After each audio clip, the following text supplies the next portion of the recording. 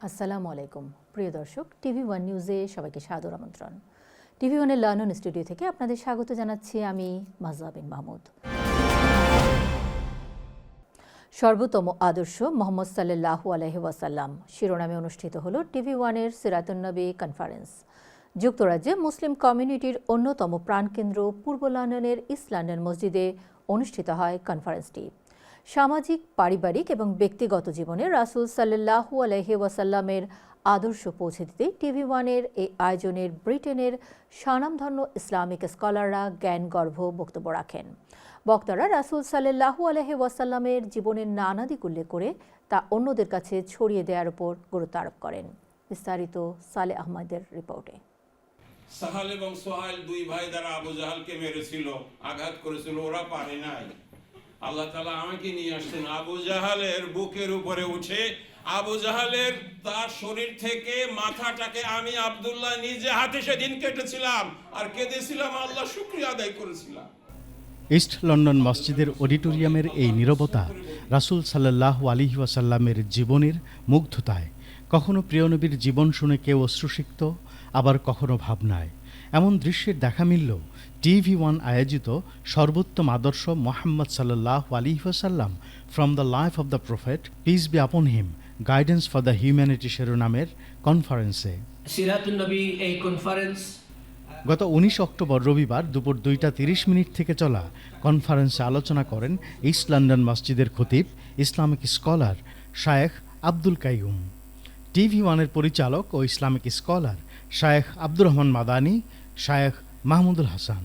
এছাড়াও বক্তব্য রাখেন শায়েখ মুসলেহ ফারাবি, শায়েখ খিদির হাসান এবং মুসলিম কমিউনিটি অ্যাসোসিয়েশনের প্রেসিডেন্ট ব্যারিস্টার হামিদ হোসেন আজাদ। শায়েখ আব্দুল কাইয়ুম ও শায়েখ মাহমুদুল হাসান রাসূলের জীবনের আলোকে পারিবারিক জীবন ও সন্তানদের সাথে সুসম্পর্কের সুন্দর দিকগুলো তুলে ধরে বলেন, ছোটদের প্রতি দয়া মায়া করাটা যদি কেউ না করতে পারে, সেই ব্যক্তি নবী করিম সাল্লাল্লাহু আলাইহি ওয়াসাল্লামের অংশ নয়, তার উম্মত নয়। অনেক পিতা মাতা, বিশেষ করে বাবারা বাচ্চাদের সঙ্গে কিন্তু ক্লোজনেস নাই, দূরত্ব পয়দা হয়ে আছে। এবং এটাতে কত বড় ক্ষতি, কত বড় ভ্যাকুয়াম। পিতা মাতার সঙ্গে ছেলে মেয়েদের সম্পর্কটা যে গভীর হওয়া কত জরুরি, এটা আমরা অনেক সময় খেয়াল করি না। আমরা যখন খাবার খাবো, প্রতিটি পরিবারে এটা নিয়ম থাকবে যে সবাই একসাথে খাবো। একজন সাহাবী এসে বললেন, ইয়া রাসূলুল্লাহ, আমরা খাবার খাই, মনে হয় পেট ভরে না। তখন জিজ্ঞাসা করলেন, তোমরা কি পৃথক পৃথক খাও? তখন রাসূল বলছেন, জি, আমরা পৃথক পৃথক খাই। তখন তিনি বলছেন, না, এই যে তামিউ আলা তাআমিকুম, খাবার একসাথে খাবে।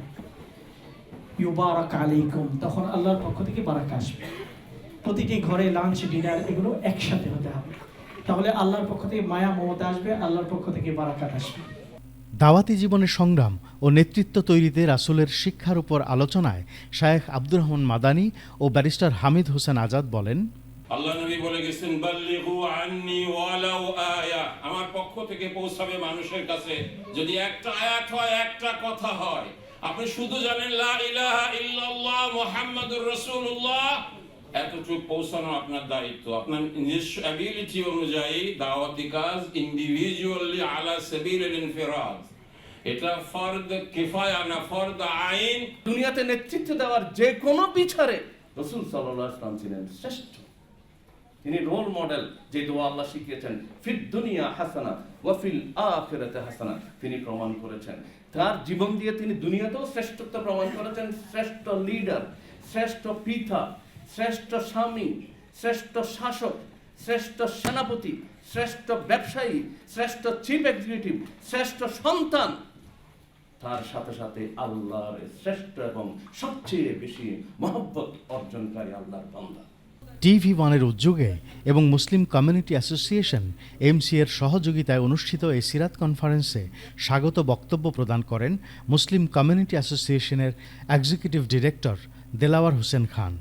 আল্লাহ রসুলের জীবনী যদি আমরা জানি না, তাহলে আমরা দিনের মেইন স্পিরিট পাবো না। বিষয়ভিত্তিক আলোচনার পাশাপাশি তেলাওয়াত ও ইসলামী সঙ্গীত উপভোগ করেন শত শত ধর্মপ্রাণ দর্শক। Saleh Ahmad, TV one.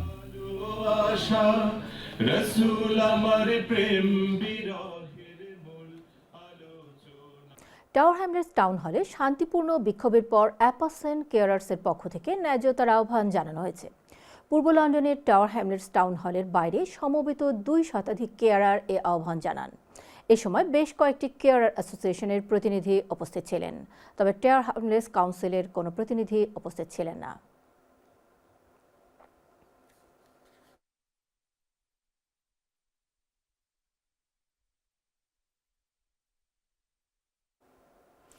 দীর্ঘমেয়াদী সাইকেল লেন প্রকল্প নিয়ে নিউহ্যাম কাউন্সিলের বিরুদ্ধে ক্ষোভ প্রকাশ করেছেন রামফোর্ড রোডের বাসিন্দা ও ব্যবসায়ীরা। তাদের অভিযোগ, কাউন্সিলের দুর্বল পরিকল্পনা এবং স্থানীয় জনগণের প্রতি উদাসীনতার কারণে দীর্ঘদিন ধরে সড়ক নির্মাণ কাজ চলমান থাকায় সেখানে ভোগান্তির সৃষ্টি হয়েছে।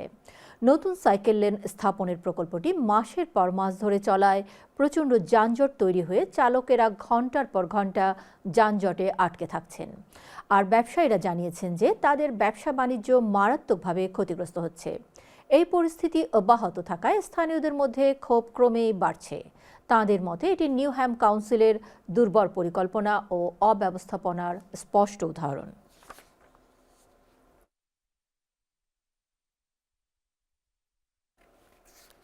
মন ও মননের বিকাশে খেলাধুলার কোনো বিকল্প নেই, এই স্লোগানকে সামনে রেখে বিপুল সমারোহে বার্মিংহামে অনুষ্ঠিত হয়েছে এক snooker tournament. Bangladesh snooker organisation ইউকের উদ্যোগে চতুর্থবারের মতো জাঁকজমকপূর্ণ আয়োজনের বিস্তারিত জানাচ্ছেন আমাদের প্রতিনিধি আমিরুল ইসলাম বেলাল।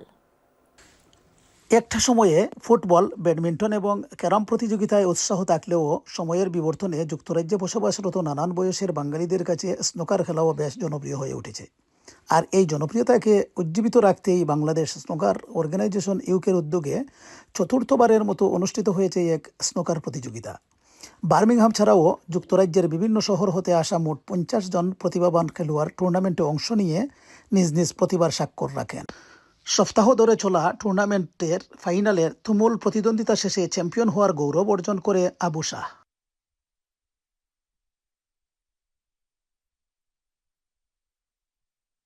অসামাজিক তরুণ প্রজন্মকে অনৈতিক নয় বরং ক্রীড়ামুখী করে তোলার প্রত্যয়ই এই টুর্নামেন্টের আয়োজন, এমনটাই জানালেন আয়োজকরা। আমরা যারা বয়স হয়ে গেছে আমরা এই গেম রে বালা পাই, আমরা ওগুতাকে গেট টুগেদার করছি, এই গেম রে আমরা এনজয় করি থেকে আমরা টুর্নামেন্ট হোল্ড করি। আর ইয়ং বাঙালি যারা আছেন আমরা চাইয়ার যে আমরা প্রমোট করতাম, আমরা Bengali snooker player, professional snooker player নিয়ে হইতে পারেন বা এরারে আমরা এনকারেজ করা লাগি। 4টা মেজর টুর্নামেন্ট আমরা হোল্ড করছি। 4টা মেজর টুর্নামেন্টও প্রত্যেকটা টুর্নামেন্টও 50+ পিপল হয়েছেন। So it's just getting bigger and bigger প্রত্যেক বাড়ি। সো আমি কইম আমরা বাঙালি যারা আছেন স্নুকার লাভার তারা আইয়া জয়েন করতাম আমরা লগে। আমরা এটা মেইন উদ্দেশ্য হইল গিয়া আমরা গেট টুগেদার করা, আমরা যে এইজ আমরা একটা এইজ আছে, এই যে গেট টুগেদার করা, আর ইয়াং অ্যান্ড যারা এইজও হয়েছেন ট্যালেন্টেড সব আইয়া ওয়েলকাম।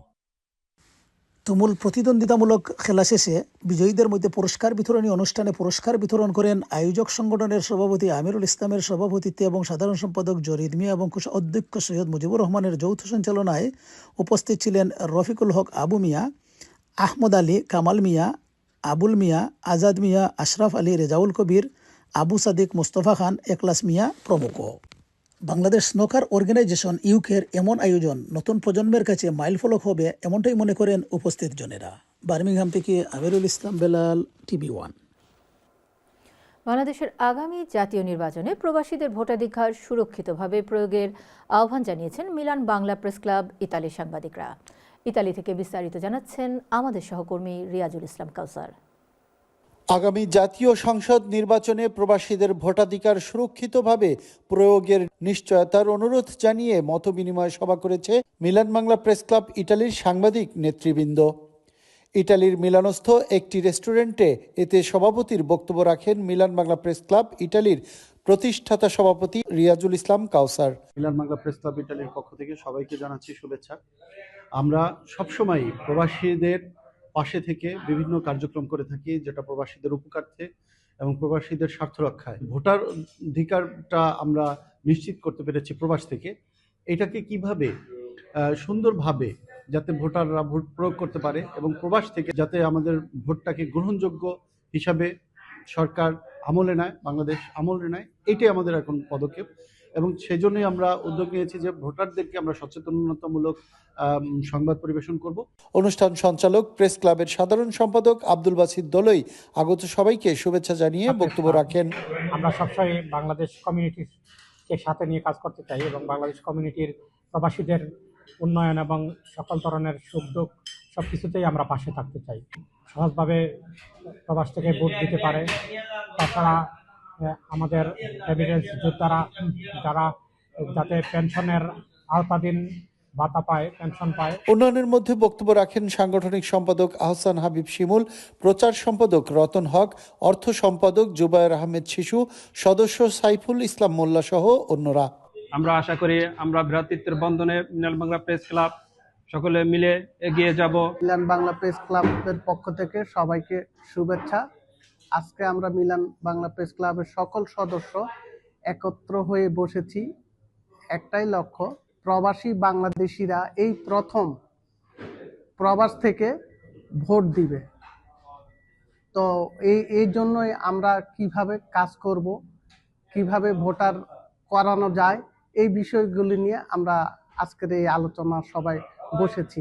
আজকের অনুষ্ঠানে সবাই উপস্থিত হয়েছেন, সত্যিও আনন্দিত এবং দীর্ঘদিন পরে আমরা একত্রিত হতে পেরেছি।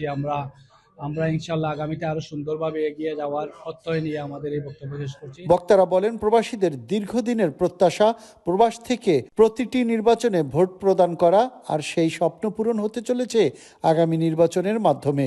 তাই প্রবাসীদের ভোটাধিকার সুরক্ষিতভাবে প্রয়োগের নিশ্চয়তার অনুরোধ জানিয়েছেন নির্বাচন কমিশনের প্রতি।